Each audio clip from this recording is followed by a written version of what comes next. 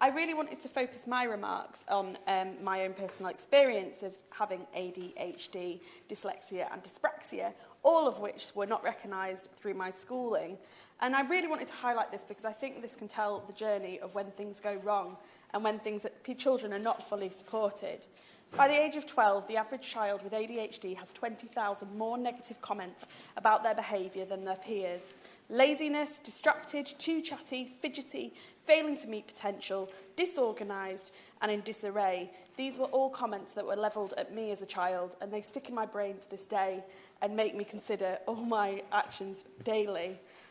This has led to a huge feeling of anxiety and depression, a feeling that I'm always doing something wrong. And I only got my ADHD diagnosed last year, and I've only just started medication for it, which I have to say has been absolutely life-changing for me.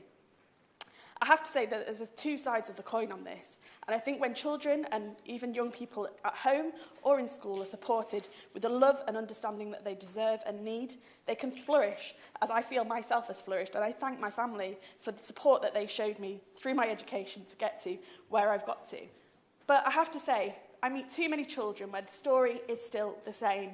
Their needs are not recognised, they're not severe enough to get critical help, and they're stuck in this middle of reaching their potential in some subjects and failing in others.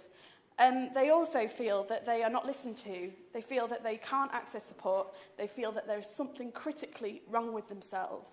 They internalise these negative comments about themselves, and this is really, really damaging for the long term. Because there is lots of positives to being neurodivergent, huge positives. You're more likely to be an entrepreneur. You're more likely to take the risks to set up a business. But the dark side of that is you're more likely to try illicit drugs. You're more likely to take a risk and get involved in crime. So it is really a bright side and a dark side. And I'd like to say to any young person who is struggling at school, don't worry. There's always something else for you to strive to. You just need to find what you're good at, and you'll really relish that opportunity. I don't think anyone should feel that they should be held back because they've got a diagnosis of ADHD, autism, dyslexia or dyspraxia. I think all children should be supported and to get the best out of them. But far too often, our education system is one size fits all. And I'm really proud to be chairing the APPG on SEND because I think it's so, so important that we change the classroom and we change the home environment for many of these children so their behaviours are understood, so that they can fully experience school and get to where they need to be. I think that there's so many things that have gone wrong in the pandemic. And, there's been some children who have flourished, actually, with autism through online learning, but there have been others who have found themselves isolated from their friends, peers, their teachers, and their support.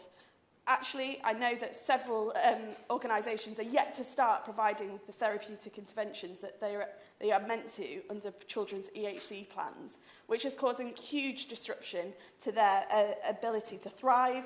That they have, I think there's 3/4 of disabled children have seen progress in managing their conditions and overall development regress in the pandemic. So this is really, really urgent and critical. But I would also say, if you get a diagnosis of dyslexia, why aren't we screening for ADHD or other neurodivergent conditions? Because the crossover is absolutely huge.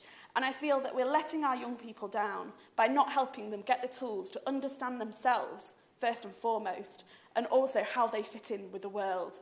So I really, really hope that the Minister will think more about how we can intervene as early as possible to avoid young people becoming incredibly depressed, anxious about who they just are, because they're a round peg trying to fit in a square hole. And it's absolutely critical that we can support young people to actually absolutely thrive and give back to our society, our economy, by being those great pioneers and being those entrepreneurs that we all want to see.